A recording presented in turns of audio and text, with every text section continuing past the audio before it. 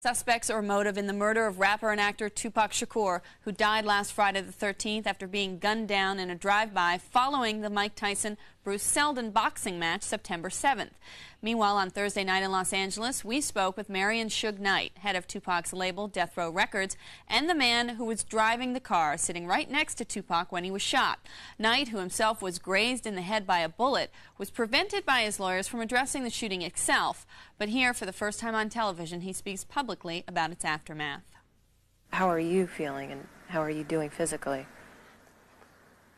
I feel like this. I feel that the last word is always God. But Pac saved my life. The reason why I say Pac saved my life, I got shot in the head, got grazed some other places, but I still got the bullet in my head. It's still there.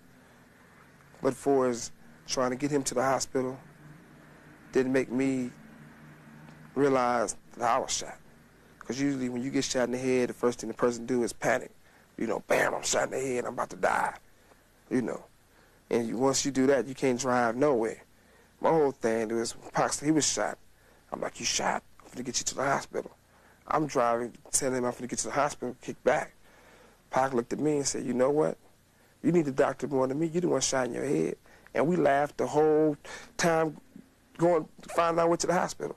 That's the conversation we had.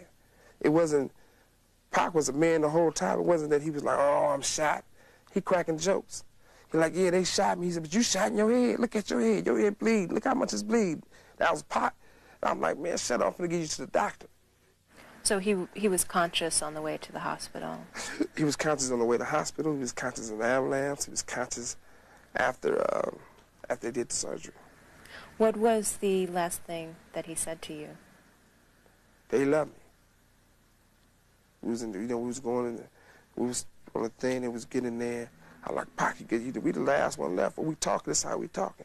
He said, homie, I'm straight. I love you, homie. I'm gonna be straight. I love you too. That's what it was.